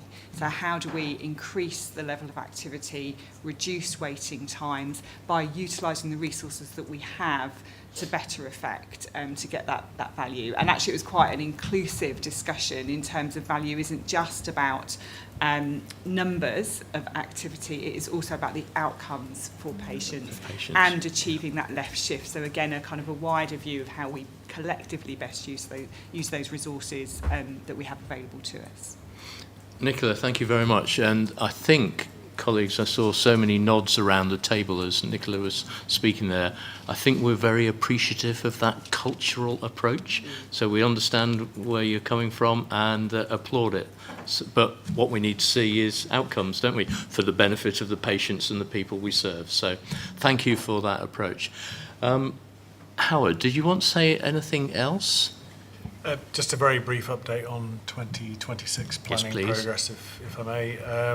So again, the board will be aware that we are currently in the process of setting 3-year plans, not just finance, but obviously performance, etc., etc. So that's 3 years through to 2028, 29, and obviously a massive focus on 2026, 27 for the future Norfolk and Suffolk ICB. The board will also be aware that we're moving away from the current single control total regime, and our responsibility will effectively be to be assured of delivery of the ICB plan, but we've also got a specific responsibility with respect to ensuring that our plan triangulates with our main system providers with respect to money and performance in particular. The deadline for submissions is the 12th of February, and at this point I'm quietly confident that the ICB will be in a position to put forward a balanced financial plan. We've had some really good progress over the last few weeks with respect to our cost improvement planning, but there's still a really significant amount of work to do, and of course a massive amount to deliver, I think, as we go into next year. I'll stop there, but I think in summary, both systems will deliver for this year, and I'm anticipating a balanced but very challenging plan for next year. So good progress overall, I think. Thank you for that, Howard. Janet, did you want to add anything from a finance and performance point of view? No, I think it's quietly confident. There is work still to do, and it will be scrutinised. I think we've got finance committee the first week of February, the 9th, before it comes to board. But there's obviously going to be a lot of detail around that as well, and governance statements and all sorts of things, and triangulation to do. So, yeah, I'm quietly confident. Quietly confident. Okay, thank you very much. Thank you for those updates. David? I was trying to find the reference in here somewhere, but I wrote down something around patients' right to choose and impact that it had on variances, and it looked like quite significant variances. And I was just wondering, in the context of forward planning, I'm unclear what level of uncertainty that brings and what it means. So it's sort of a broad general question, really, just to give me a little bit of understanding as to the context of that. It's a good question. Howard? So yeah, you're right to flag it. It's one of our biggest financial risks this year, and likely to be one of our biggest financial risks into next year.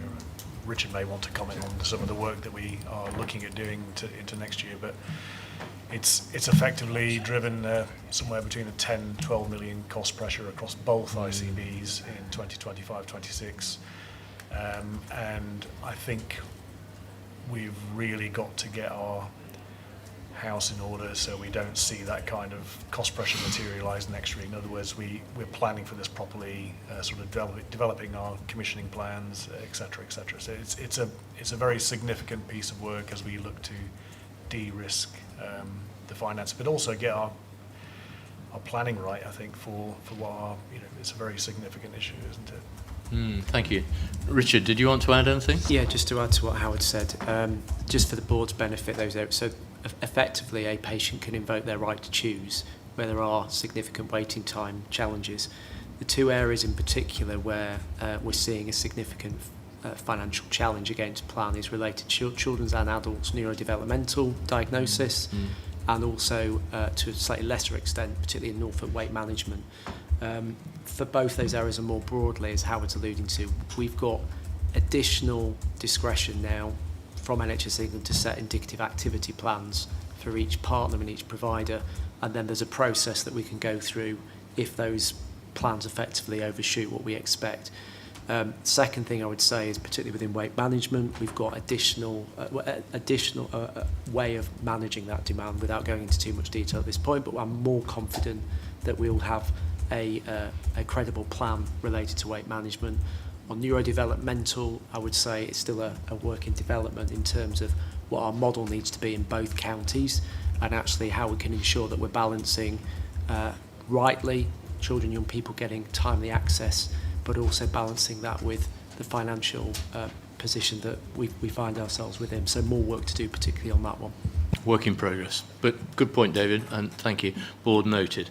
Any other questions, or are we happy to receive a note and acknowledge the work done so far, the progress made, but the challenge still to come? Agreed? Thank you very much. Item 12, I think we're going to have to hold over. That's the ICP update, but we've had apologies from Susanna. So if there is anything detailed to update on, I'll ask Susanna to pop a short note around board members. That takes us then on to item 13, the BAF. Over to you, Amanda. Thank you very much, Chair. So here we have both Norfolk and Waveney and Suffolk and North East Essex BAFs. I think it's fair to say there is an awful lot of work that both teams are actually currently working through, and as we move forward, to actually have one approach to how we manage our risk, how we define our risks on our board assurance framework, and indeed what our overall risk management strategy is. But I am assured by both my marvellous teams that work has begun and will conclude, and that will be shared with our boards as we move forward. Having said that, since we last met in December, we know that we took a paper with 2 additional risks at that time. Both of those 2 additional risks have been reflected on both of our board assurance frameworks, notably around the wider transitional risks and also the financial risks as well. If I refer to the Norfolk and Waveney BAF this time, you will note that risk number 7 has actually increased from risk rating 16 to 20, and that was following a review by the recent Commissioning and Performance Committee. And then going back to the joint financial risks, as we heard earlier on, the Joint Finance Committee met on the 22nd of January, and that risk was reviewed, and that risk was supported by members of the committee, noting that that plays into the broader transitional risks that we have referred to previously, but also the ongoing challenges that the new financial system, the IESF2, I think I want to say, is playing as we move forward. So I think that's worth noting as well. But I will leave it there, Chair, and very happy to take any questions. Thank you. Thank you, Amanda. And also, board members will have noted from the paper the huge amount of integration work that's going on throughout the BAF, which is a work in progress, isn't it? So, colleagues, any questions for Amanda on the BAF update as of today's date? Otherwise, we're receiving, noting the changes in the work in progress and approving as of today's date. Everybody content to approve? Lovely, thank you very much. Item 14, committee reports. Ed, how do you want to handle this? Should we go straight for questions? Take them on block. Yes, take them on block then. So, there are 8 reports actually in your pack. Any questions from any board member, or does any chair of any of those committees want to make an additional verbal point? If not, received and noted. Received and noted, thank you very much all. in which case item 15, the attendance log, is to note unless there are any questions or points from any board member. Receive. Oh, go on, David. Yeah, on the attendance log, is it just SNE? Go on, Tom. It is just SNE, yeah. Norfolk and Waveney don't report an attendance log. Did you never report an attendance log, David? No further comment. No. It was a question. I was asking the question. Yeah. I must admit, I don't remember seeing one in the few board meetings. Well, we obviously have an attendance log that goes within the annual report and accounts, but we don't have a live attendance log. I think it might even go into private session for some reason. There's a historical difference there, isn't there? Should we note that we received the SNE attendance log and we query where we're up to with the Norfolk and Waveney one? Happy with that? Yeah? Sorry, I was good. I had a joke. But oh, did you? Oh, okay. Tell me later. Okay. Wonderful. Received and noted. Any other business? None has been notified to me prior, but I'm just looking around the table, so wave at me if you have any. No other business, in which case let's move on to questions from the public. Now we have 5 questions from the public, 2 from Mike Hope and 3 from Anthony Dooley. But Simon, I think what we're going to do is ask you to read them out on their behalf and then go to the relevant board member to answer them. So Simon, over to you. Okay, thank you. The first question is from Mike Hope. The question is as follows. The NHS 10-year plan makes great play of neighbourhood health centres, and West Streeting seems to think that they will be a major step forward for the NHS. However, in most cases, it appears that they will be paid for by a new firm of private finance, PPI. Given the massive and well-documented failures of the previous PFI experiment, how does the ICB view this prospect now, and what plans are there for neighbourhood health centres locally? And Maddie, I think I'm coming to you to answer that question. Thank you very much for your question. So community services and social care colleagues are co-located in most areas of Suffolk, and we continue to look at how we can progress that co-location further to support joined-up care for the people that we serve. We have, in that regard, completed a major mapping exercise of health and care within our current integrated neighbourhood team areas, and we will look to maximise the health and wider public estate available to that end. Thank you. Okay, thank you very much. Next one, Simon, please. Question 2 from Mike Hope. Subcontracted health organisations subcosts have a checkered history since they were introduced, with a recent report saying they have failed to attract new business and the only profits they make are from squeezing employees' pensions. Are there any subcosts in the SNE ICB area, and are there any plans for any? Thank you, Simon. Richard. Sorry, unappreciated. This was mine. It's not my area of responsibility. I don't think we've got any from memory, but I'm happy to pick it up offline. Okay, so pick up and written answer. Happy with that? Yep, let's do it that way. Okay, in which case, can I go back to you, Simon? Okay, the following questions are from Anthony Dooley. His first question is as follows. It is being reported that nationally there have been a decline of 43% in the number of health visitors since 2015. What is the situation in the area covered by your ICB, and how does that impinge on one of your priorities restated and recorded in the minutes of your November meeting, that every child will have a good start in life? Thank you, Simon. Stuart, are you going to give us an answer to that one?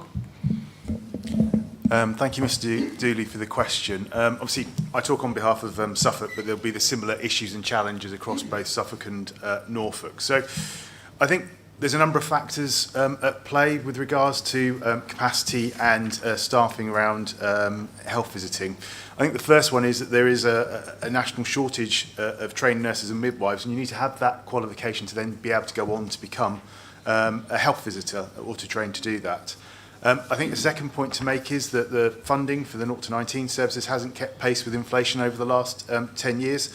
But I would say positively is that we adapt and adapt our skill mix within those services to ensure that we target the most trained resources against the young families with most need, but then have other staff to be able to support other parts of the service.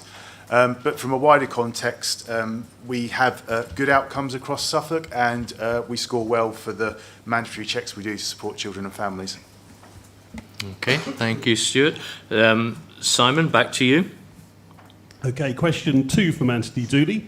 I note in the unconfirmed minutes of your previous meeting that Nick Hume declined my invitation for him to display emotional intelligence regarding the impact of the genocide in Gaza that has included the deliberate killing of health workers on the staff at ESNEFT. I would like to ask whether he would like to do better regarding the proposal by the Labour government to extend the time overseas workers may have to wait to secure indefinite leave to remain from 5 to 10 years. As the posters in Ipswich Hospital rightly and proudly point out, staff at ESNEFT are represented by more than 100 nationalities. That proposal, if implemented, would cause additional distress among the workforce. As he or his successor must be aware of this unnecessary distress, does he or his successor consider concern about this as part of the role of the CEO? And if so, what is he or his successor and the ICB going to do to push back against the proposal, given it is out for consultation at present? Thank you, Simon. Catherine. Thank you. Thank you for the question. I'm aware we've already responded to this question during previous board meetings. And as we've previously said, it's not within the board's scope to discuss international politics, no matter what views board members may hold privately. And this position does remain. Thank you. Thank you, Catherine. And back to you, Simon. Okay, the third and final question from Anthony Dooley is as follows. In addition, I would like to provide Ed Garrett an opportunity to address again and properly this time my actual question at your last meeting that made no reference to the international situation that his bogus reply did. It appears that it is not just emotional intelligence that is lacking at times in this part of the agenda from the board. So I would like to ask the same question as I previously submitted.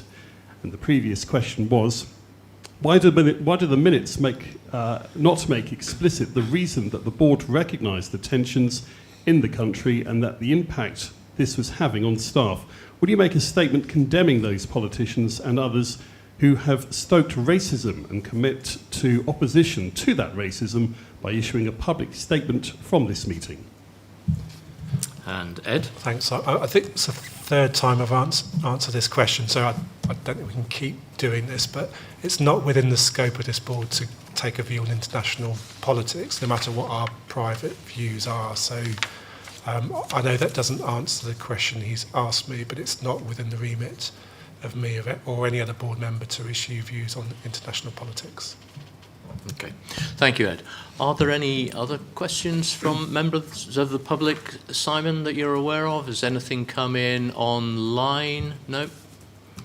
So, with that, at 11:57, well done, team, I think we can close the meeting, noting that this is our last Suffolk and North East Essex ICB meeting in Endeavour House in Ipswich, but our next one, again in common with Norfolk and Waveney, will be in Norwich on the 25th of March. So look forward to seeing you all in Norwich on the 25th of March. And thank you very much. Meeting closed. Thank you all.